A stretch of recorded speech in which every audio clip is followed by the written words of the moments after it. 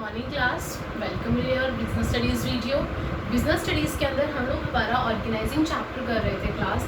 I hope कि आज से पहले की वीडियोस जितनी भी मैंने अपलोड करी हैं बिजनेस स्टडीज़ की वो सारी आप लोगों ने देख ली होंगी, क्योंकि इससे पहले आपके जितने भी चैप्टर्स हैं 4 चैप्टर्स हम लोग कवर अप कर चुके हैं। आपका नेचर एंड सिग्निफिकेंस कवर करा, प्रिंसिपल्स हम लोगों ने कवर करे कि प्रिंसिपल्स क्या होते हैं मैनेजमेंट के, फिर हमने बिजनेस एनवायरनमेंट कवर करा हमारा कि बिजनेस एनवायरनमेंट कैसा होता है, कैसा होना चाहिए, क्या क्या आता है उसके अंदर। फिर उसके बाद हमने प्लानिंग चैप्टर करा। तो ये चारों चैप्टर्स आई होप कि आप लोगों ने पढ़ लिए होंगे वीडियोस के थ्रू और आपको समझ में आ गए होंगे। अब हम लोग हमारा नेक्स्ट चैप्टर उठा चुके हैं जो कि आपका ऑर्गेनाइजिंग है। हम लोग हमारी इसकी एक वीडियो अपलोड कर चुके हैं कि जिसके अंदर मैंने आपको बताया था ऑर्गेनाइजिंग होती क्या है, उसकी इंपॉर्टेंस क्या है, उसकी सिग्निफिकेंस क्या है और ऑर्गेनाइजिंग का प्रोसेस क्या है। आपने ये तीनों टॉपिक्स अच्छे से पढ़ लिए होंगे। अब हम लोग आज की वीडियो के अंदर हमने आज की वीडियो के अंदर जो लिया है वो आगे के टॉपिक्स उठाए हैं सेम चैप्टर के, जो कि आपका है ऑर्गेनाइजेशनल स्ट्रक्चर। अब हम लोग ऑर्गेनाइजेशनल स्ट्रक्चर पढ़ रहे हैं। हमने ये तो पढ़ लिया कि ऑर्गेनाइजिंग का मतलब क्या होता है कि चीज़ों को ढंग से अरेंज करना ताकि हम लोग उसका यूजफुल अच्छे से कर सकें, ठीक है। लेकिन उसका कोई स्ट्रक्चर भी तो होता होगा। वो स्ट्रक्चर कैसे बनता है, क्या क्या टाइप होते हैं स्ट्रक्चर के, क्या फैक्टर्स हैं, वो सारी चीज़ें हम लोग अब देखते हैं। इसकी इंपॉर्टेंस क्या है स्ट्रक्चर के। सो क्लास आइए आज की क्लास स्टार्ट करते हैं। हम लोग सबसे पहले ऑर्गेनाइजेशनल स्ट्रक्चर का मीनिंग क्या होता है, ये होता क्या है। It is a framework within which managerial tasks are performed। ये एक फ्रेमवर्क बनाया जाता है क्लास जिसके अंदर ये सारी डिटेलिंग होती है कि जो मैनेजर्स हैं, मैनेजरियल जो वर्क है वो किस तरीके से परफॉर्म किया जाएगा। इट डिफाइंस, ये क्या डिफाइन करता है, जॉब पोजीशन बताता है कौन किस जॉब पोजीशन पे है। ये हर एम्प्लॉय की रिस्पॉन्सिबिलिटी बताता है। ऑर्गेनाइजेशनल स्ट्रक्चर जो फ्रेमवर्क बनता है वो ये बताता है कि किस एम्प्लॉय की क्या रिस्पॉन्सिबिलिटी है। डेलीगेशन ऑफ अथॉरिटी बताता है कि किस तरीके से हमने अथॉरिटी को डेलीगेट करा है। और सुपीरियर और सबऑर्डिनेट का रिलेशनशिप कि मान लो कि 5 आपके सुपीरियर्स हैं ABCD और EFGH जो है वो आपके सुपीरियर ये है सबऑर्डिनेट्स हैं। तो कौन किसका सबऑर्डिनेट है, कौन किसका सुपीरियर है, ये चीज़ इस फ्रेमवर्क के अंदर बताई जाती है। तो ये होता है ऑर्गेनाइजेशनल स्ट्रक्चर, ठीक है। It specifies the relation between people, work and resources. ये सबका एक जैसे रिलेशन बताता है कि कौन क्या काम करेगा, किस तरीके से करेगा, किसकी क्या रिस्पॉन्सिबिलिटी है, किसको क्या अथॉरिटी दी गई है। ये वो फ्रेमवर्क होता है आपका क्या ऑर्गेनाइजेशनल स्ट्रक्चर। अब इसकी इंपॉर्टेंस, जैसे क्लास मैंने यहाँ पे एक लाइन लिखी है रेड पेन से जो कि आपकी इंपॉर्टेंट लाइन है। क्या span of management give shape to organisational structure. ये स्पैन ऑफ मैनेजमेंट क्या होता है क्लास, जो कि सबसे ज़्यादा इंपॉर्टेंट है आपके ऑर्गेनाइजेशनल स्ट्रक्चर के लिए, जो आपके ऑर्गेनाइजेशनल स्ट्रक्चर को एक शेप देता है। और कौन सी शेप देता है वो भी हम इसके फैक्टर्स में पढ़ेंगे। ये रहा आपका point number 4, that is your span of management. पूरी डिटेलिंग पढ़ेंगे अभी इसकी, ये कौन कौन से स्ट्रक्चर शेप देता है और कब देता है, ये सारी डिटेलिंग देखेंगे। लेकिन ये हमेशा याद रखना, पूछा जा सकता है आपसे 1 मार्क्स में कि आपका कौन सा फैक्टर है जो कि ऑर्गेनाइजेशनल स्ट्रक्चर को शेप देता है, ठीक है। आगे बढ़ते हैं, इसकी इंपॉर्टेंस क्या है। पहला, क्या इसकी जरूरत है, क्यों है ये important. It organise properly all the operations of business. अगर हमने प्रॉपरली फ्रेमवर्क बनाया, आपके स्कूल में टाइम टेबल होता है तो एक तरीके से क्लासेस चलती है ना, उसी तरीके से यहाँ पे कि अगर आप फ्रेमवर्क रेडी करके रखते हैं तो आपके सारे ऑपरेशंस बहुत अच्छे से चलते हैं। नेक्स्ट है क्लियर स्ट्रक्चर। आपके सामने क्लियर स्ट्रक्चर आ जाता है। Easy to check responsibility of each part of the business, यानी कि आप अपनी बिजनेस की हर रिस्पॉन्सिबिलिटी को बहुत इजीली चेक कर सकते हैं, कोई प्रॉब्लम नहीं आएगी। अब आपके स्कूल है, स्कूल में आपके टीचर्स को पता है, आपके इंचार्जेस को पता है कि इस टाइम पे कॉमर्स में ये टीचर होगी, साइंस में कौन सी टीचर होगी, आर्ट्स में कौन सी, तो वो इजीली उस चीज़ को देख सकती है। उसे पता है कि अगर उसे किसी टीचर को कॉल करना है तो वो उसी क्लास में जाएगी जिस क्लास में वो टीचर होगी। क्यों, क्योंकि उसके पास टाइम टेबल है। उसी तरीके से यहाँ पे आपका ऑर्गेनाइजेशनल स्ट्रक्चर है क्लास कि अगर आपके पास एक प्रॉपर्ली फ्रेमवर्क है तो आपको कहीं प्रॉब्लम नहीं आएगी और आपका काम जो है वो ईजी हो जाएगा, ईजी टू चेक हो जाएगा। Responsibility of each part of business. Next है give clear idea about the working style of organisation. इससे हमें पूरा आइडिया मिल जाता है कि हमारे ऑर्गेनाइजेशन के अंदर क्या काम हो रहा है। जो वर्किंग स्टाइल है ना ऑर्गेनाइजेशन का, उसका बिल्कुल क्लियर आइडिया हो जाता है। हम लोगों को सारी चीज़ों की डिटेलिंग पता चल जाती है। Clearly defines the level of management. हमें ये पता चल जाता है कि टॉप लेवल में कौन है, मिडिल लेवल में कौन कौन है और हमारा लोअर लेवल में कौन कौन है। ये सारे लेवल्स ऑफ मैनेजमेंट को अच्छे से डिफाइन करता है। लास्ट है allow correlation and coordination among all resources. जो आपके फिजिकल, फाइनेंशियल और ह्यूमन रिसोर्सेज होते हैं ना क्लास, तीनों रिसोर्सेज का बहुत अच्छा कॉपरेशन और कोऑर्डिनेशन बना के चलता है आपका ऑर्गेनाइजेशनल स्ट्रक्चर। तो इतने सारे बेनिफिट्स देता है, इतनी सारी इंपॉर्टेंस है, तो ऑब्वियस सी बात है कंपनी तो ऑर्गेनाइजेशनल स्ट्रक्चर को अपनाएगी, राइट। आगे बढ़ते हैं। नेक्स्ट टॉपिक है फैक्टर्स अफेक्टिंग ऑर्गेनाइजेशनल स्ट्रक्चर। अब कौन कौन से फैक्टर्स अफेक्ट करते हैं, जिसमें से अभी मैंने बताया कि स्पैन ऑफ मैनेजमेंट आपका सबसे इंपॉर्टेंट फैक्टर है, इससे रिलेटेड क्वेश्चन आपका अलग से आ सकता है। सो आइए, सबसे पहला जॉब डिजाइन। जॉब किस तरीके की है क्लास, देखिए, मस्ट बी क्लियरली स्पेसिफाई। ये उस ऑर्गेनाइजेशनल स्ट्रक्चर के अंदर ये हमें ये पता होना चाहिए जब हम ऑर्गेनाइजेशनल स्ट्रक्चर बना रहे हैं कि जॉब किस तरीके की है। जॉब की हमारे पास पूरी प्रॉपर इंफॉर्मेशन होनी चाहिए, जॉब का डिजाइन क्या है, ठीक है। It must be clearly specify, हमें पता होना चाहिए हम किस तरीके की जॉब अपने ऑर्गेनाइजेशन के अंदर दे रहे हैं लोगों को, क्या क्या जॉब किस किस को दे रहे हैं। What activities have to be performed, क्या क्या एक्टिविटीज आपके ऑर्गेनाइजेशन के अंदर हो रही हैं, वो सब आएंगी।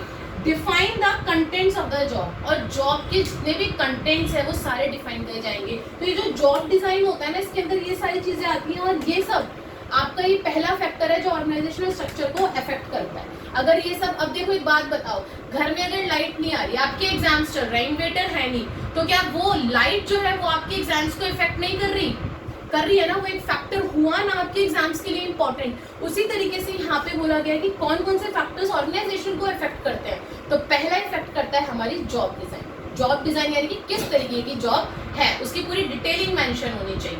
अगला है, इसका लास्ट पॉइंट है एक्सपेक्टेड रिजल्ट्स ऑफ जॉब, कि जो आप जॉब परफॉर्म करवा रहे हैं अपनी ऑर्गेनाइजेशन के अंदर, उसका एक्सपेक्टेड रिजल्ट क्या है। ऐसा तो नहीं है गर्मियों में आप क्या कहते हैं हीटर प्रोड्यूस करवा रहे हैं और सोच रहे रिजल्ट बहुत अच्छा आएगा, कहाँ से आ जाएगा। तो एक्सपेक्टेड रिजल्ट भी देखा जाता है। नेक्स्ट है डिपार्टमेंटलाइजेशन। अब ये वाला फैक्टर क्या कहते हैं class, work should be divide into jobs, jobs are grouped under one department, यानी कि वर्क को इस तरीके से जॉब्स में डिवाइड करो ताकि सब लोग काम इजीली कर सके। ऐसा नहीं है कि प्रोडक्शन और सेल्स डिपार्टमेंट के लोगों को एक ही कमरे में घुसा दिया, एक ही डिपार्टमेंट बना दिया, करो भाई तुम लोग अब काम, ऐसा नहीं। वर्क जो है वो अच्छे से डिपार्टमेंट वाइज डिवाइड होना चाहिए।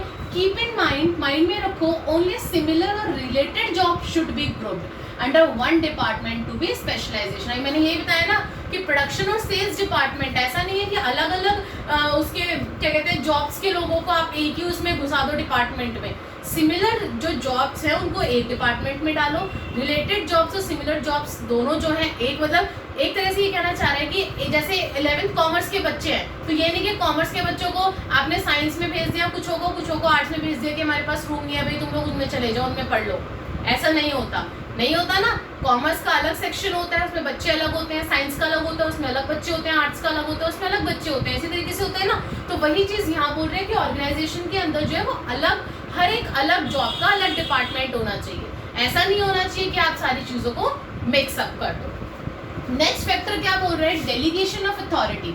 डेलीगेशन ऑफ अथॉरिटी का मतलब होता है क्लास अथॉरिटी, अभी हम लोग पढ़कर आए थे, हम लोगों ने सेकंड चैप्टर में पढ़ा था रिस्पॉन्सिबिलिटी ऑफ अथॉरिटी। हमने फ्योल्स की 14 प्रिंसिपल्स में देखा था ना, second principle authority and responsibility. वहां पे हमने पढ़ा था अथॉरिटी का मतलब क्या होता है, पावर, कि पावर किसके पास है। तो डेलीगेट का मतलब होता है देना, अपने से नीचे वाले लेवल को अथॉरिटी यानी कि पावर देना, डेलीगेट करना, बांट देना एक तरह से अपनी अथॉरिटी को। तो वो यहीं पे यहाँ पे भी यही बोल रहे हैं, डेलीगेशन ऑफ अथॉरिटी यानी कि शेयरिंग ऑफ अथॉरिटी, अपनी अथॉरिटी को बांट देना, शेयर कर देना between manager and subordinates. Top level क्या करता है, एक बात बताओ, आपके स्कूल का जो चेयरमैन है क्या वो सारे काम संभाल सकता है? क्या वो पेरेंट्स को हैंडल कर लेगा, वो टीचर्स को भी हैंडल कर लेगा, वो अपने मैनेजमेंट को भी संभाल लेगा, वो प्लानिंग भी कर लेगा आगे की पॉलिसी और स्ट्रेटजीज की, वो सीबीएसई से भी मिल लेगा? क्या वो सारे काम कर सकता है? नहीं ना। तो वो क्या करता है, वो अपने से नीचे प्रिंसिपल, वाइस प्रिंसिपल सबको क्या करता है, वो डेलीगेट कर देता है अथॉरिटी को, ठीक है। और फिर वो वाइस प्रिंसिपल, प्रिंसिपल्स कुछ अथॉरिटी नीचे इंचार्जेस को डेलीगेट कर देते हैं, इंचार्जेस टीचर्स को। तो इस तरीके से डेलीगेशन हो जाता है अथॉरिटी का, यानी कि जो अथॉरिटी है वो शेयर कर दी जाती है मैनेजर्स और सबऑर्डिनेट के बीच में कंपनी के अंदर। आगे बढ़ते हैं, फॉर गेटिंग वर्क डन, काम करने के लिए managers passes some share to their authority of their authority to subordinates. Okay, this sharing decides, ये क्या डिसाइड करता है, लीडर अमंग सबऑर्डिनेट्स। अब हमें पता है अभी हमारे ऊपर मैनेजर कौन है। अगर हम अथॉरिटी बांट दी, हमने 5 डिपार्टमेंट है, 5 के अलग अलग मैनेजर कर दिए, तो जो डिपार्टमेंट के अंदर जो लोग काम कर रहे हैं ना एम्प्लॉयज, उनको पता है कि उनका मैनेजर कौन है। तो यहाँ पे वो वही कह रहे हैं कि अगर आप शेयर कर देते हो ना साइबर अथॉरिटी को, तो जितने भी सबऑर्डिनेट्स हैं उनको पता चल जाता है कि उनका लीडर कौन है, मतलब उसे किसकी बात सुननी है। तो ये था आपका डेलीगेशन ऑफ अथॉरिटी। अब लास्ट और मोस्ट इंपॉर्टेंट फैक्टर है span of management. Point number 4, span of management क्या कह रहा है, इसका मतलब क्या होता है पहले ये समझना। How many employees can be effectively managed by one manager और how many employee are under one superior. वो ये कहना चाह रहा है कि एक मैनेजर कितने लोगों को, कितने एम्प्लॉयज को हैंडल कर सकता है। स्पैन ऑफ मैनेजमेंट का मतलब ये होता है क्या कि एक मैनेजर जो है वो कितने लोगों को, कितने एम्प्लॉयज को इफेक्टिवली यानी कि अच्छे तरीके से हैंडल कर सकता है कि उनसे प्रॉब्लम ना आए अपने एम्प्लॉयज को हैंडल करने में, सबको वो संभाल ले। ये होता है span of management. Who has to support to whom? इससे ये पता चलता है कौन किसको सपोर्ट कर रहा है, किसका सुपीरियर, किस सबऑर्डिनेट का सुपीरियर कौन है और किस सुपीरियर का सबऑर्डिनेट कौन है। इससे ये सारी चीजें निकलकर पता चलती है। आगे इट डिपेंड्स ऑन, ये किन किन चीजों पे डिपेंड करता है आपका स्पैन ऑफ मैनेजमेंट। पहला कि मैनेजर की कैपेसिटी और इंटेलिजेंस कितनी है।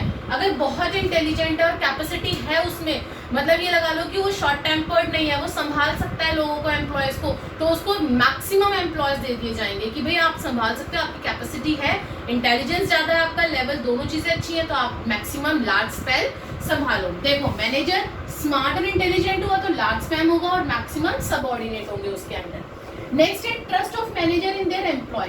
अब मैनेजर एम्प्लॉयज के ऊपर ट्रस्ट कितना करता है, ये भी बहुत बड़ी बात है। अगर वो ट्रस्ट नहीं करता तो सारे काम खुद करने की कोशिश करेगा और अपने अंडर कम से कम लोगों को रखेगा, है ना, यही होगा ना। लेकिन अगर वो ट्रस्ट करेगा तो अपना काम बांट देगा और फटाफट सब लोगों से काम निपटवा लेगा, यही होगा। तो यहाँ पे यही बोल रहा है अगर मैनेजर का ट्रस्ट एंड फेथ है अपने एम्प्लॉयज पे क्लास, तो आपका जो स्पैन होगा वो लार्ज स्पैन होगा।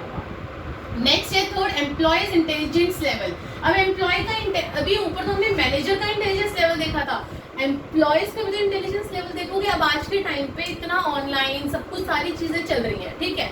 अब जिस एम्प्लॉय को जो स्किल्ड है उसको तो संभालने में प्रॉब्लम नहीं होगी, उसको हम बता देंगे प्ले स्टोर पे जाओ, ऐसे करो, हो जाएगा आपका काम, ठीक है। उसने चाहे 100 एम्प्लॉयज को इस तरीके की इंस्ट्रक्शंस दी, उसने मान लिया, इसका मतलब स्किल्ड अगर एम्प्लॉय हुए तो लार्ज स्पैन में चल सकता है। वहीं पे अगर अनस्किल्ड हुए, जिनको फोन की नॉलेज ही नहीं है, जिन लोगों को कुछ भी नहीं पता स्मार्टफोन के बारे में, उनको एक एक को बैठ के समझाने में कितना टाइम लग जाएगा। तो आप 100 एम्प्लॉयज को तो नहीं वो कर सकते ना हैंडल, 50 एम्प्लॉयज को तो नहीं कर सकते ना, फिर तो आप 10 एम्प्लॉयज मांग लो, वही बहुत है कि भाई अनस्किल्ड है, एक को समझाने में एक पूरा दिन निकल जाता है, तो मुझे तो 10 दिन तो मुझे ऐसे निकल जाएंगे। तो उस केस में क्या होता है, जब आपके एम्प्लॉयज अनस्किल्ड होते हैं तो आपका स्मॉल स्पैन होता है, स्पैन जो है वो छोटा होता है, ठीक है। Last, nature of job. अब जॉब कैसा है, अगर रूटीन जॉब है क्लास, नॉर्मल चल रहा है सब कुछ, तो लार्ज स्पैन चल सकता है, नो इशू। लेकिन अगर आपने जॉब को, आपकी स्पेसिफाइड एक चैलेंजिंग जॉब है कि भाई हम लोग ज़्यादा लोगों को इन्वॉल्व नहीं कर सकते, हमें कम लोग चाहिए लेकिन परफेक्ट काम चाहिए, तो उस केस में हमारा स्मॉल स्पैन होता है क्लास। क्लियर है। अब देखो, अब एक चीज़ बताती हूँ, जो स्पैन ऑफ मैनेजमेंट होता है ना, अगर ये क्लियरली डिफाइंड हो, ये बिल्कुल करेक्ट हो, तब हमें पता चल जाता है इजीली कि कौन किसको कितने अच्छे से सपोर्ट कर रहा है। और दूसरी चीज मैंने यहाँ बताया था कि ये शेप देता है हमारे ऑर्गेनाइजेशनल स्ट्रक्चर को। तो किस टाइप की शेप देता है, पहला ये नैरो और दूसरा वाइड। अब नैरो शेप कब देता है और वाइड शेप कब देता है। नैरो जब आपका स्ट्रक्चर जब नैरो होता है ना ये क्लास, तो ये टॉल स्ट्रक्चर बनाता है, किसका, ऑर्गेनाइजेशनल स्ट्रक्चर का। जब ये नैरो होता है आपका स्पैन ऑफ मैनेजमेंट, उस केस में टॉल स्ट्रक्चर होता है। और जब ये आपका वाइड होता है ना, उस केस में आपका ऑर्गेनाइजेशनल स्ट्रक्चर क्या होता है, फ्लैट स्ट्रक्चर होता है। ये दो शेप होती है, नैरो और वाइड नहीं, सॉरी, आपकी दो शेप होती है, टॉल एंड फ्लैट। नैरो के केस में टॉल स्ट्रक्चर, वाइड के केस में फ्लैट स्ट्रक्चर। ये दो तरीके के आपके यहाँ पे शेप देता है, जो मैंने स्टार्टिंग में बताया था। अब हम लोग आगे की इसकी डिटेलिंग पढ़ते हैं। अभी हमने ऑर्गेनाइजेशनल स्ट्रक्चर की पूरी थोड़ी सी डिटेलिंग पढ़ी है। अब इसके टाइप्स देखते हैं कि कितने तरीके के ऑर्गेनाइजेशनल स्ट्रक्चर होते हैं।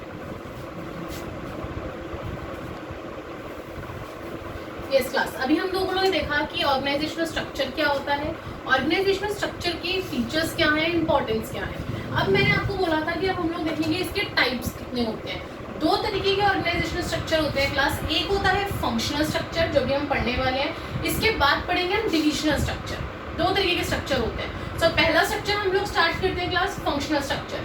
अब ये फंक्शनल स्ट्रक्चर होता क्या है, नाम से थोड़ा बहुत आइडिया हो रहा होगा, फंक्शंस प्ले करने वाला, जिसमें खाली फंक्शंस के रिलेटेड आपकी सारी चीजें आ जाती है। कैसे? When jobs are grouped according to their function, जब जॉब्स को फंक्शंस के अकॉर्डिंग बांट दिया जाता है, ग्रुप्ड कर दिया जाता है। जैसे all jobs related to purchase से रिलेटेड जितनी भी जॉब्स है ना, चाहे कुछ भी परचेज करना हो, चाहे वो आपका परचेज ऑफ रॉ मटेरियल हो, चाहे परचेज ऑफ मशीनरी हो, पर रिकॉर्ड हो पूरे परचेज का, कुछ भी हो, सबका सब किस में जाएगा? परचेज डिपार्टमेंट में। मैं कहीं कहीं क्लास शॉर्ट फॉर्म्स यूज कर लेती हूँ, लेकिन आप लोगों को बिल्कुल भी शॉर्ट फॉर्म्स यूज नहीं करनी है। मैं हर वीडियो में ये बात आपको बताती हूँ। बोर्ड एग्जाम्स के हिसाब से आप लोगों के लिए स्ट्रिक्टली मना है कि आप लोग कहीं पे भी शॉर्ट फॉर्म यूज नहीं कर सकते। मैं यहाँ पे समझाती हूँ, इस वजह से मैं कर लेती हूँ, समझाने के साथ मैं बताती भी हूँ कि मैंने लिखा क्या है।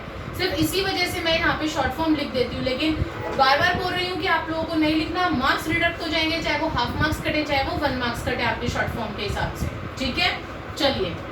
तो मैं ये बता रही थी, परचेज से रिलेटेड जितना भी काम है ना, जो भी है, चाहे आपने मशीनरी खरीदी है, रॉ मटेरियल खरीदा है, आपने रिकॉर्ड है परचेज का, जो भी खरीदा है, सारा परचेज डिपार्टमेंट में चला गया। वहीं पे अगर मैं बात करूं प्रोडक्शन डिपार्टमेंट की, जितने भी आपके जॉब्स रिलेटेड प्रोडक्शन डिपार्टमेंट होते हैं, जैसे क्वालिटी कंट्रोल हो गया, प्रोसेसिंग हो गई, रिपेयर एंड मेंटेनेंस हो गया, ये सारा किस में चला जाएगा? प्रोडक्शन में। यानी कि इन जॉब्स को उनके फंक्शंस के हिसाब से बांट दिया गया, उनके फंक्शंस के हिसाब से उन्हें डिपार्टमेंट दे दिए गए। आगे बढ़ते हैं। इसके एडवांटेजेस क्या होते हैं फंक्शनल स्ट्रक्चर के? सबसे पहला स्पेशलाइजेशन। ऑब्वियस सी बात है क्लास, अगर कोई पर्सन परचेज डिपार्टमेंट है, वो खाली रिकॉर्ड बनाए जा रहा है, हाँ भाई परचेज कराए तो ये एंट्री आएगी, कुछ भी परचेज कराए एंट्री आती चली, वो उसमें स्पेशलाइज हो गया ना, वो एक ही काम कर रहा है। अब आप खाली अकाउंट्स से बिजनेस पढ़ते रहेंगे, तो आप उसके अंदर माहिर होंगे या नहीं होंगे ना, तो स्पेशलाइजेशन आ जाएगी ना। वही बात यहाँ कही गई है। Jobs grouping related act in one department perform similar act, professional experts can be hired. हमेशा आपको ऑर्गेनाइजेशन के अंदर कोशिश की जाती है कि प्रोफेशनल एक्सपर्ट्स को ही हायर किया जाए, ताकि जो हमारा काम है, जो जॉब्स है, वो हमारी अच्छे से चले। आगे क्या बोल रहे हैं? Brings efficiency and specialisation. इससे क्या होता है? आपका वर्कर के अंदर एफिशिएंसी आती है काम करने की, वो जल्दी काम करता है और स्पेशलाइज्ड हो जाता है। अगला एडवांटेज क्या है? इजी सुपरविजन करने में आसानी रहती है क्लास। अब देखो, हमें पता है कि एक पर्सन है, वो मशीनरी परचेज कर रहा है, हमें पता है कि वही करेगा, तो हमें बार बार पूछने की जरूरत नहीं है टॉप लेवल को कि हाँ भाई किसने क्या करा, मैंने एसेट्स का काम जिसको दे रखा था वो कौन है, इधर आओ, ये मतलब ढूंढेगा नहीं वो बार बार, मैं किसको दूं किसको ना दूं। एक पर्सन को आपने चूज कर लिया कि ए है, तो वही सारी चीजें क्या करेगा, सारे जितने भी एसेट्स है, अगर कोई परचेज करना है, उससे रिलेटेड कोई डिसीजन, तो खाली कौन करेगा? एक ए पर्सन है, वही सारे करेगा, और जो टॉप लेवल है वो उसी को बुलाएगा। तो सुपरविजन करने में दिक्कत नहीं आएगी। अब 2 रूम है आपका, है वो स्कूल में होता है, कॉमर्स है, साइंस है और आर्ट्स है, ठीक है। तो क्या होगा, सुपरविजन अगर करना होगा, अगर आपके प्रिंसिपल को, चेयरमैन को, किसी को राउंड पे आना होगा, उन्हें सुपरवाइज, उन्हें देखना है कि कौन क्या कर रहा है, क्या नहीं कर रहा, तो उन्हें पता है कि इस कमरे में कॉमर्स के बच्चे बैठे, तो वो उसी रूम में जाएंगे। उन्हें प्रॉब्लम नहीं आएगी ढूंढने में कि हाँ भाई पहले मैं ढूंढूं कौन से रूम में बिठा दिया आज, अगर रेगुलर बेसिस पे चेंजेस हो रहे हैं तो क्या होता है, अगर आप काम तरीके से करते हैं तो हर चीज में आपको बेनिफिट होता है। Easy to supervise and guide employee performing similar type of activities. अब आपके यहाँ पे मशीन चल रही है क्लास ऑर्गेनाइजेशन के अंदर, आपको पता है कि आपकी मशीन किस तरीके से चलती है, यू आर अ मैनेजर। अगर कोई नया पर्सन हायर हुआ है आपकी कंपनी में, आप उसे फटाफट से बता दो कि देखो ये बटन है, ये है, ऐसे चलाना है, ऐसे करना, दैट्स इट। ईजी हो गया ना उसे सुपरवाइज करने में। वहीं पे अगर आप मान लो कि आपको पता है मशीन कैसे चलती है, लेकिन वो किसी और पर्सन को बोल दिया कि आप सुपरवाइज करो, अब उसे खुद ही नहीं पता कि कैसे करते हैं, वो किसी और डिपार्टमेंट का है, तो उसको प्रॉब्लम आएगी सुपरवाइज करने में, लेकिन आपको नहीं आएगी, जो कि आपको उस मशीन की नॉलेज है, आप उस डिपार्टमेंट में रहते हो, तो इजी टू सुपरवाइज। नेक्स्ट है इजी कोऑर्डिनेशन आसान हो जाता है। Department are interdependent on each other. Class ये तो हमेशा होता है कि जो डिपार्टमेंट्स है ना वो इंटर रिलेटेड होते हैं। कैसे? Production department depends upon purchase department for raw material. अब प्रोडक्शन कब होगी? जब परचेज डिपार्टमेंट रॉ मटेरियल लाकर देगा। वहीं पर ही sales department depend on production department और सेल्स डिपार्टमेंट किसके ऊपर डिपेंड है? प्रोडक्शन के ऊपर। सेल कब होगी? जब प्रोड्यूस होगा। भाई परचेज वाला रॉ मटेरियल लाके देगा प्रोडक्शन को, तब प्रोडक्शन में आपके प्रोड्यूस होंगे मटेरियल, वो प्रोडक्ट्स, और जब प्रोडक्शन होगी तभी तो सेल वाला बेचेगा। तो ये सारे एक दूसरे से ना रिलेटेड होते हैं, इसीलिए इनका कोऑर्डिनेशन जो है वो इजी हो जाता है। नेक्स्ट है इंक्रीज मैनेजरियल एफिशिएंसी। ये आपका मैनेजरियल एफिशिएंसी को इंक्रीज करता है क्लास। फंक्शनल स्ट्रक्चर कैसे?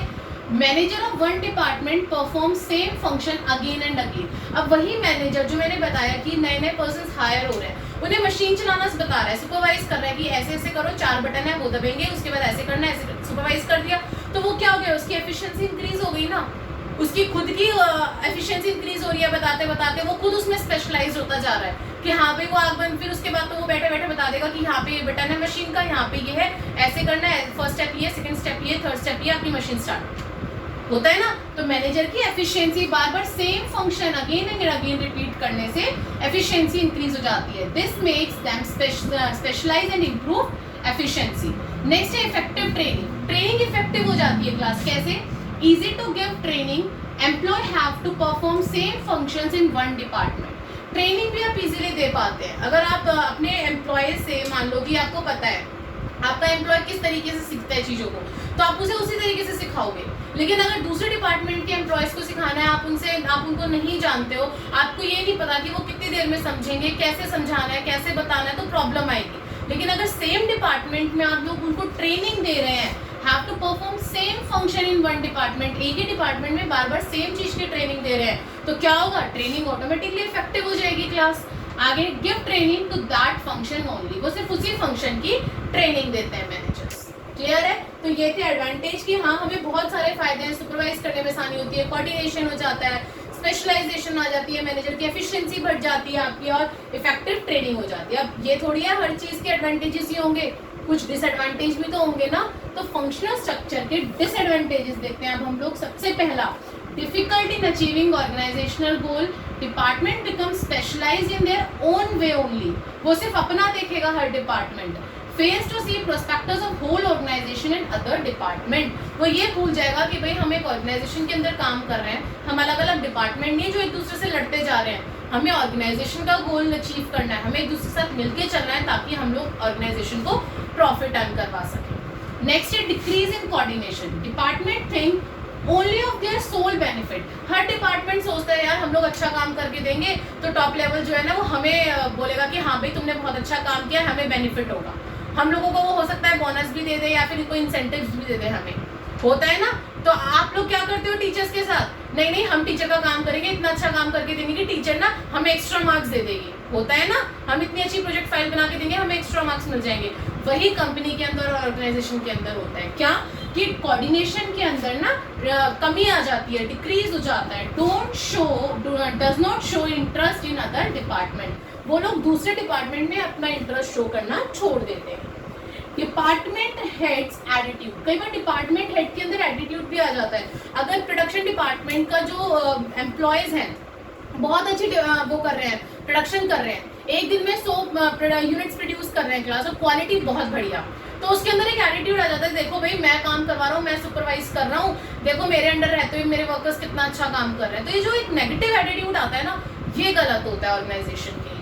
Department head thinks only about their own department, वो खाली अपने डिपार्टमेंट के बारे में सोचता है। Leads to conflicts because does not consider other department. इस तरीके से ना कन्फ्लिक्ट्स हो जाते हैं, बीच बीच में झगड़े होने स्टार्ट हो जाते हैं कि ऐसा नहीं कि हाँ भाई सिर्फ एक ही डिपार्टमेंट काम कर रहा है, भाई ऑर्गेनाइजेशन तो हमारे सारे डिपार्टमेंट से मिलकर चल रही है ना, किसी एक डिपार्टमेंट कोई एक डिपार्टमेंट थोड़ी ना चला रहा है ऑर्गेनाइजेशन को। डिफिकल्ट टू फिक्स अकाउंटेबिलिटी, अब जैसे एटीट्यूड आ गया ठीक है कि भाई देखो मैं तो इतना अच्छा कर रहा हूँ, हर कोई कहेगा हम अच्छा कर रहे हैं, तो जवाबदेही कौन होगा अगर कल को कोई कमी आ गई तो? अगर कल को हमारा कोई प्रोडक्ट खराब निकल गया तो उसका जवाब कौन देगा? परचेज वाला देगा कि रॉ मटेरियल गलत आया था, या फिर प्रोडक्शन वाला देगा कि तुमने प्रोडक्शन गलत करी थी। तो डिफिकल्टी टू फिक्स अकाउंटेबिलिटी, इसमें ये भी प्रॉब्लम आती है class. All departments are inter related, सब एक दूसरे से इंटर रिलेटेड है ना। परचेज वाला ला के दे रहा है, प्रोडक्शन वाला बना रहा है, अब प्रोडक्शन वाला सेल को दे रहा है कि भाई तुम बेचो, अब सारे इंटर रिलेटेड है, तो पता नहीं चलता कि गलती किसकी है। Very difficult to make accountable anyone department for not achieving of organisational goal. ये प्रॉब्लम आ जाती है कि जवाबदेही कौन है, कौन सा डिपार्टमेंट बताएगा कि गलती किसकी है, किस वजह से हम लोग ऑर्गेनाइजेशन गोल को अचीव नहीं कर पाए हैं। ठीक है, अभी और इसके जो डिसएडवांटेजेस है वो देखते हैं हम लोग पहले, फिर हम लोग हमारा दूसरा स्ट्रक्चर देखेंगे, that is a divisional structure.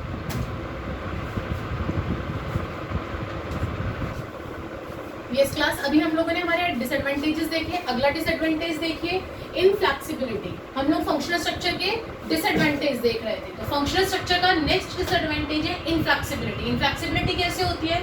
Employees get training for one function of their department only. उनको सिर्फ एक ही मशीन चलाने की ट्रेनिंग दी गई कि भाई एक डिपार्टमेंट के अंदर जो उसे फंक्शन प्ले करना है वो कैसे होगा, बस। Difficult to shift to other department. अगर कल को हमें इमरजेंसी पड़ गई दूसरे डिपार्टमेंट पे एम्प्लॉयज की कि हाँ भाई वहाँ पे हमें ज़्यादा एम्प्लॉयज चाहिए, सेल्स में मान लो कि ज़्यादा चाहिए हम लोगों को, वहाँ पे है ज़रूरत, अब उसे वहाँ का तो काम आता ही नहीं है, वो वहाँ कैसे जाएगा? तो इनफ्लेक्सिबिलिटी होती है, आप चेंजेस नहीं कर सकते हैं डिपार्टमेंट के अंदर किसी भी चीज़ को लेके, किसी भी रिसोर्स को लेके। आगे बढ़ते हैं, ये सूटेबल कहाँ होता है? जो फंक्शनल डिपार्टमेंट है ये सूटेबल किन ऑर्गेनाइजेशंस के अंदर होगा? सबसे पहले लार्ज ऑर्गेनाइजेशंस के अंदर, जो ऑर्गेनाइजेशन वन लाइन प्रोडक्ट बना रही है, यानी कि सिर्फ एक ही प्रोडक्ट बना रही है, वो organisations. Organisations which require high degree of functional specialisation with diversified activities, वो ऑर्गेनाइजेशन क्लास जो लोग फंक्शनल स्पेशलाइजेशन ज्यादा लेवल पे चाहते हैं, हाई डिग्री पे चाहते हैं, which require high degree of functional specialisation, जो चाहते हैं कि हमारा फंक्शनल स्पेशलाइजेशन हाई डिग्री पे हो विद डाइवर्सिफाइड एक्टिविटीज। क्लियर है? तो इन दो ऑर्गेनाइजेशंस के लिए ये क्या है हमारा? सूटेबल है functional structure. Second type of structure is your divisional structure. अब ये दूसरा टाइप है आप लोगों का टाइप्स ऑफ स्ट्रक्चर का। ठीक है, अभी हम पहला पढ़ के आ चुके हैं। अब ये क्या होता है? वो तो था डिपार्टमेंट वाइज बांट दिया, प्रोडक्शन डिपार्टमेंट अलग है, फाइनेंस डिपार्टमेंट अलग है, सेल्स डिपार्टमेंट अलग है, इस तरीके से हमने बांट दिया। अब इसके अंदर क्या होता है? Suitable for organisations producing more than one type of product class. जैसे कि फॉर एग्जांपल आपका एक कंपनी है, वो बहुत सारे प्रोडक्शन कर रही है। देखो एग्जांपल भी लिया है मैंने, जैसे कि कंपनी है एक्स लिमिटेड, वो पेन भी बना रही है, पेंसिल भी बना रही है, नोटबुक भी बना रही है, तीनों चीजें बना रही है। तो तीनों के डिपार्टमेंट ना अलग अलग होंगे और इन डिपार्टमेंट के अंदर फंक्शंस जो होंगे वो अलग होंगे। पेन डिपार्टमेंट का प्रोडक्शन, परचेज, फाइनेंस और मार्केटिंग अलग अलग होगा। ठीक है, ये सारा किस में आ जाएगा? पेन डिपार्टमेंट में आ जाएगा। उसी तरीके से पेंसिल डिपार्टमेंट में भी होंगे तो अंदर सेम प्रोडक्शन का होगा, परचेज का होगा, फाइनेंस का होगा, मार्केटिंग का होगा, लेकिन ये सारे किसके अंदर आ गए? पेंसिल डिपार्टमेंट के, वो पेंसिल डिपार्टमेंट के हैं। वहीं पे जो नोटबुक डिपार्टमेंट है उसके अंदर भी ये चारों आएंगे, लेकिन ये चारों क्या हो गए? किस नाम से हो गए? Notebook department. यानी कि इस स्ट्रक्चर के अंदर हम लोग क्या करते हैं? अलग अलग प्रोडक्ट लॉन्च करते हैं, बनाते हैं। ठीक है, ठीक है।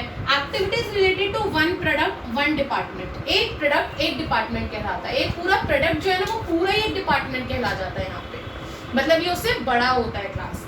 आगे बढ़ते हैं, इसके एडवांटेजेस क्या है? Product specialisation. अब इसके अंदर प्रोडक्ट की स्पेशलाइजेशन हो जाती है क्लास। कैसे? Activity related to one type of product one department. एक डिपार्टमेंट एक ही प्रोडक्ट बार बार बनाया जा रहा है, एक तरीके का product. Each department just focus on it's department and its function. Her department ना सिर्फ अपने ही प्रोडक्ट के ऊपर फोकस करता है, अपने प्रोडक्ट के फंक्शंस के ऊपर फोकस करता है। अब पेंसिल वाले डिपार्टमेंट को पेन वाले डिपार्टमेंट से कोई लेना देना नहीं है, उसका कितना काम हो रहा है, कितना नहीं हो रहा, क्या प्रॉफिट अर्न हो रहा है, सेल्स हो रही है क्या, कोई मतलब नहीं है। पेंसिल डिपार्टमेंट को सिर्फ अपने पेंसिल डिपार्टमेंट से मतलब कि उसकी कितनी सेल्स हो रही है, उसकी कितनी प्रोडक्शन हो रही है यूनिट्स की। ठीक है, इट ब्रिंग्स स्पेशलाइजेशन। तो इससे क्या होता है? स्पेशलाइजेशन आ जाती है प्रोडक्ट की।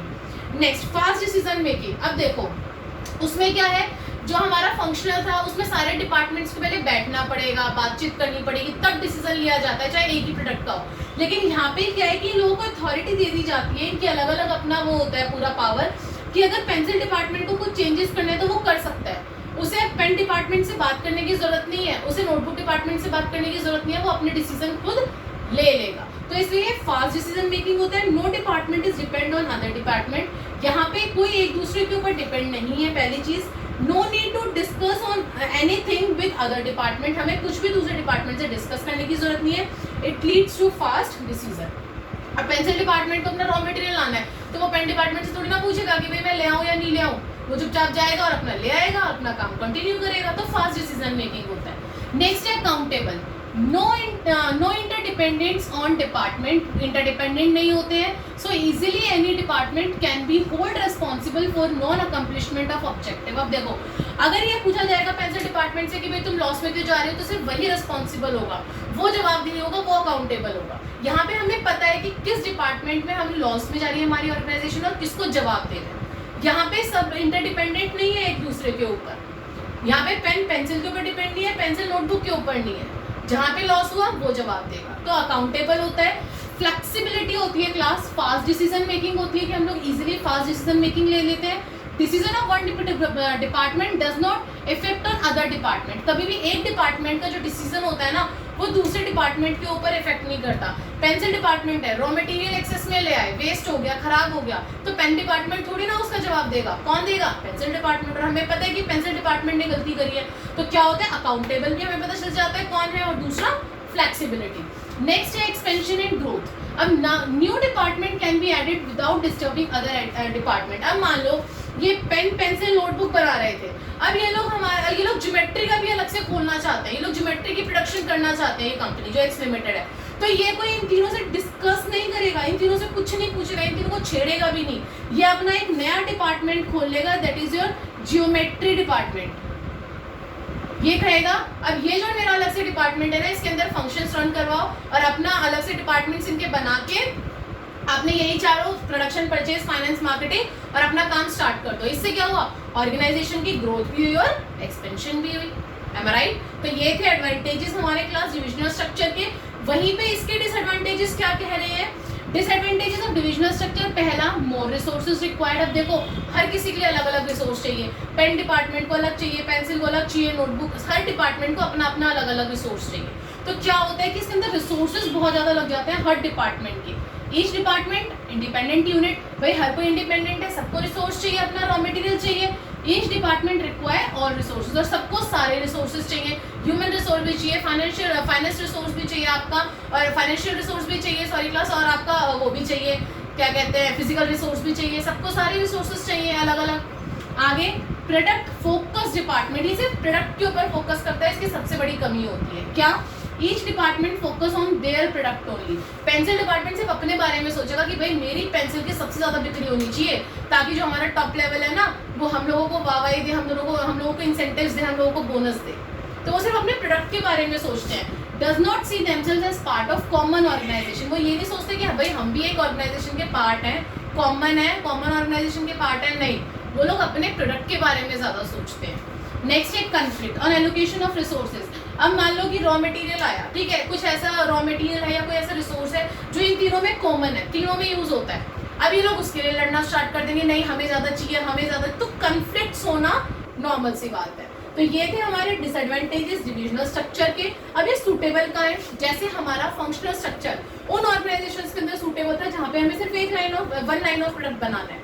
उसी तरीके से हमारा डिविजनल स्ट्रक्चर कौन सी ऑर्गेनाइजेशन के अंदर सूटेबल है class? Organisation producing multi product और डिफरेंट लाइन ऑफ प्रोडक्ट, यानी कि जो ऑर्गेनाइजेशंस बहुत सारे प्रोडक्ट बनाना चाहती है उसके अंदर। दूसरा, organisation which requires product specialisation, जिन ऑर्गेनाइजेशंस को प्रोडक्ट स्पेशलाइजेशन चाहिए। और last, growing companies which plan to add more line of product in future, और वो उन कंपनीज के लिए ये स्ट्रक्चर सूटेबल है जो कंपनीज अपनी ग्रोथ करना चाहती है, एक्सपेंशन करना चाहती है और ज़्यादा अपने फ्यूचर के अंदर डिफरेंट प्रोडक्ट्स बना के। तो आई होप कि ये दोनों टॉपिक आपको अच्छे से क्लियर हो गए होंगे। दोनों स्ट्रक्चर, अब इनके हम लोग डिफरेंस और देख लेते हैं, क्योंकि डिफरेंसेस को छोड़ना अच्छा नहीं है। डिफरेंसेस आपके आते हैं, चाहे वो 3 नंबर में आए, चाहे वो 4 नंबर में आए। अब इन दोनों के डिफरेंस देखते हैं। सो क्लास, अब हम लोग इन दोनों का डिफरेंस देखते हैं। अभी हमने दोनों फंक्शन, दोनों स्ट्रक्चर्स बहुत अच्छे से समझे एंड आई होप कि आपको समझ में आ गए होंगे।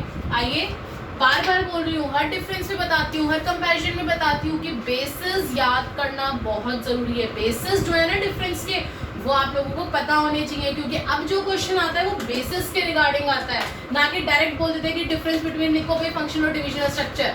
सो आइए, पहला बेस क्या है? Basis of formation. दोनों के फॉर्मेशन का बेस क्या है? जो फंक्शनल है उसका फंक्शन है, अलग अलग डिपार्टमेंट हो गए। डिविजनल का बेस है प्रोडक्ट, प्रोडक्ट के अलग अलग डिपार्टमेंट होते हैं। नेक्स्ट है अकाउंटेबिलिटी एंड रिस्पॉन्सिबिलिटी। दोनों में क्या क्या है? फंक्शनल के अंदर डिफिकल्ट होती है। क्यों? क्योंकि सब लोग एक दूसरे के ऊपर नाम डाल देते हैं, पता नहीं चलता किसकी गलती है। सो डिपार्टमेंट्स आर इंटरडिपेंडेंट, एक दूसरे के ऊपर इंटरडिपेंडेंट होते हैं। और डिविजनल में क्या होता है, इजी टू फिक्स, पता चल जाता है कौन से डिपार्टमेंट, पेंसिल वाले, अभी हम एग्जांपल लेकर आए थे ना कि पेन डिपार्टमेंट है, पेंसिल डिपार्टमेंट है, नोटबुक है, जिसमें गलती है उस डिपार्टमेंट की गलती हो गई। तो हम लोग क्या करते हैं इसके अंदर, इजी टू फिक्स होता है, डिपार्टमेंट वर्क इंटरडिपेंडेंट, सब लोग अलग अलग इंटरडिपेंडेंट होते हैं। थर्ड है इकोनॉमिक कॉस्ट, खर्चा किसमें ज्यादा आता है? ऑब्वियस सी बात है, आपका जो इकोनॉमिक कॉस्ट, हाँ इकोनॉमिक कॉस्ट यानी कि सस्ता कौन सा होता है, खर्चा कम किस में लगता है? जो आपका फंक्शनल है उसमें कम लगता है रिसोर्सेज। क्यों? क्योंकि एक बार रिसोर्सेज रहे, सब लोगों ने ले लिए। लेकिन वहीं पे जहाँ पे प्रोडक्ट ज्यादा है वहाँ पे वो आपका इकोनॉमिकल नहीं होता है, नॉट वेरी इकोनॉमिकल। क्यों? क्योंकि सारे डिपार्टमेंट्स के लिए पेंसिल डिपार्टमेंट के लिए अलग से रॉ मटेरियल आएगा, रिसोर्सेज आएंगे, पेन डिपार्टमेंट के लिए अलग से आएगा, फिर वहीं पे आपका इसके लिए नोटबुक डिपार्टमेंट के लिए अलग से। तो ये ज़्यादा महंगा पड़ता है as compare to your functional structure. Next है डेवलपमेंट ऑफ मैनेजर। मैनेजर की डेवलपमेंट किस में होती है? अब एक बात बताओ, फंक्शन के अंदर जो है, जो मैनेजर हुआ एक ही फंक्शन के ऊपर डिपेंड रहता है ना, उसको खाली एक ही फंक्शन दे दिया जाता है कि आप इसके अंदर स्पेशलाइज हो जाओ, तो इसके अंदर लेस चांस होता है फंक्शनल स्ट्रक्चर के अंदर। वहीं पे जो डिविजनल स्ट्रक्चर है उसके अंदर मैक्सिमम मोर चांसेस होते हैं class, as managers perform multi functions, इसके अंदर मैनेजर मल्टी फंक्शंस परफॉर्म करते हैं। नेक्स्ट है स्पेशलाइजेशन। अब स्पेशलाइजेशन किस में होती है? फंक्शनल स्ट्रक्चर की, फंक्शनल में फंक्शंस के अंदर स्पेशलाइजेशन आती है, वहीं पर डिविजनल वाले की प्रोडक्ट के अंदर आती है, क्योंकि वो अपने प्रोडक्ट पे ध्यान देता है। कोऑर्डिनेशन कैसा होता है दोनों में? जो फंक्शनल स्ट्रक्चर में है ना उसके अंदर as compare to divisional structure ना आपका लेस होता है फंक्शनल स्ट्रक्चर में भी कोऑर्डिनेशन, ऐसी बात नहीं है। क्योंकि अगर परचेज डिपार्टमेंट को प्रोडक्शन डिपार्टमेंट को सामान चाहिए तो परचेज डिपार्टमेंट से तो कोऑर्डिनेट करेगा, लेकिन कम होता है as compare to divisional when company is producing more products. वहीं पे डिविजनल की मैं बात करूँ तो डिविजनल में अच्छा होता है, बेटर कोऑर्डिनेशन होता है, सब लोग अपने अपने डिपार्टमेंट पे ध्यान देते हैं, activities related to one product one department. ठीक है। Next, autonomy of operations. Autonomy कितनी किसमें होती है? फंक्शनल में कम होती है और डिविजनल में आपकी ज्यादा होती है। Last, suitability. अभी हम लोग पढ़कर आए हैं बहुत अच्छे से। जो फंक्शनल है, all type of organisations, maximum सारे टाइप के ऑर्गेनाइजेशन में, लेकिन डिविजनल जो है ना वो मल्टी प्रोडक्ट और डाइवर्सिफाइड में होता है। सिर्फ जो कंपनीज, जो ऑर्गेनाइजेशन आपकी ज्यादा प्रोडक्ट्स बना रही है, मल्टी प्रोडक्ट्स बना रही है, डाइवर्सिफाइड है। सो क्लास, आज की वीडियो के अंदर बेसिकली हम लोगों ने हमारा पूरा ऑर्गेनाइजेशनल स्ट्रक्चर देखा, उसके फीचर्स देखी, उसकी इंपॉर्टेंस देखी और उसके दोनों टाइप्स देखे, और अब लास्ट में उसके टाइप्स के डिफरेंस देखे। सो आई होप कि आपको ये वीडियो अच्छे से क्लियर हो गई होगी, ये टॉपिक अच्छे से क्लियर हो गए होंगे क्लास, ताकि अब मैं जो आगे नेक्स्ट टॉपिक समझाऊंगी ना, जो नेक्स्ट टॉपिक आएगा वो भी इन लोगों से कुछ ना कुछ रिलेट करते हुए होंगे, वो भी आपको अच्छे से क्लियर हो जाए। So class, please like, share and subscribe the channel, ताकि जो मैं आगे नेक्स्ट आपका टॉपिक ऑर्गेनाइजिंग का उठाने वाली हूँ वो आप तक इजीली पहुंच सके। Thank you.